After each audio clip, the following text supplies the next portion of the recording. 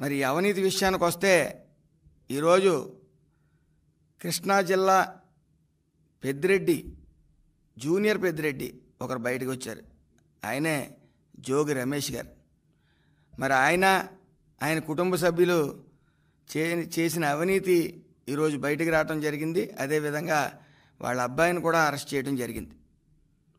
ముఖ్యంగా అగ్రిగోల్డ్ బాధితుల్ని మేము ఆదుకుంటామని 2019 సంవత్సరంలో ఇంటింటా ప్రచారం చేసి మిమ్మల్ని ఆదుకుంటాం అని ప్రచారం చేయటమే కాక బాధిత కుటుంబాల దగ్గరకు కూడా వెళ్ళి భరోసా ఇవ్వడం జరిగింది. మరి అగ్రిగోల్డ్ భూములు అన్యకాంతం అయ్యాయి, దాని మీద విచారణ చేపట్టండి అని యాజమాన్యం మరి పోలీసులను సంప్రదించగా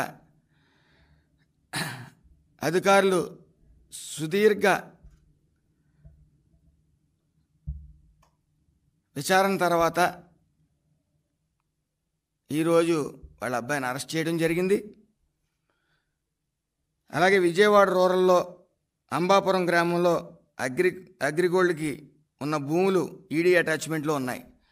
జీవో నంబర్ 117 తేదీ 14/8/2018 మరియు జీవో నంబర్ 133 తేదీ 17/10/2019 స్పష్టంగా ఆదేశాలు కూడా ఇవ్వడం జరిగింది.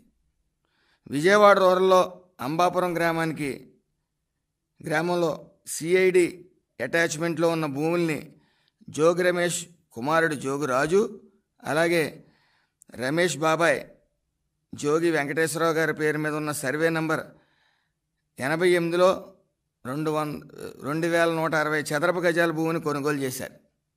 9/12/2022 కొనుగోలు చేసిన భూమిని రికార్డులు తారుమారు చేసి సర్వే నంబర్ కూడా మార్చేశారు. సర్వే నంబర్ 88లో భూమి కొనుగోలు చేసి అది సర్వే నంబర్ 87గా మార్చాలని చెప్పి అధికారుల మీద ఒత్తిడి తెచ్చి మరి స్వీయ దిద్దుబాటు దస్తావేజులంటూ దరఖాస్తు చేసి రికార్డులను కూడా మార్చేశారు. మరి అలాగే ఆ భూమిని తేదీ 31/5/2023 సుబ్బారెడ్డి కుటుంబ సభ్యుల నుంచి సుబ్బారెడ్డి కుటుంబ సభ్యులకి విక్రయించడం జరిగింది. ఆ భూమి వ్యవహారంలో అడుగడుగున జోగి రమేష్ అధికార దుర్వినియోగం చేయడం జరిగింది.